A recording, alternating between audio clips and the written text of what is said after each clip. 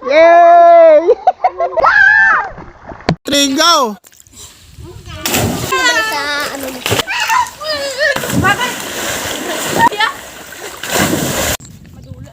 Good morning mga idol. For today's video, gali mapasuba kami kay damo pa diya tubig ang suba namon. So diri kami maligo. So mga upod ko ni mga gunganan ni sa suba. Ang ilagi ni nga leader si vlogger Kian. Si vlogger Kian TV ni. So kung gusto nyo man di maligo sa amon nga suba, namin ang suba namon mga idol, damo na di ipot ka karbaw galutaw. So lantawan nyo lang karon kung daw ano kadami ang amon na ginapaliguan. So yes! Follow and share and give vlog TV, let's go!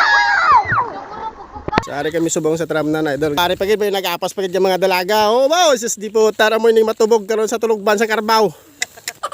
Umuwi ni sila. Kaya wais sila ko nakapaligo gapon kami nagpa-direct kalain ka tubig sa suba. Agay di po target idol lumubong gid ang TL ko.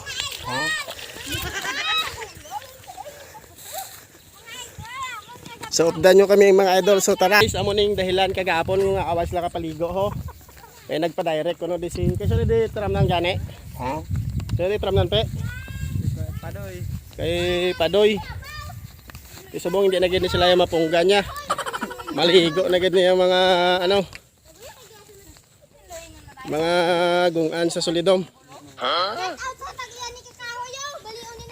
Hoy, mga idol, amo inigaling ilang paliguan na ba sa pagkarami color Milo ang tubig mga idol. Sus. Kung taga probinsya ka, sa diin kami subong. Oh, sa diin ka. Oh. Okay. Color Milo na ang tubig. Ang isa pa. Bagang. Ang isa pa. Yay.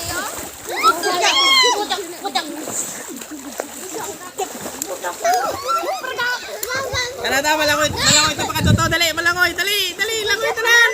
Dali palong malangoy dali. Hello guys. Jana. Hello.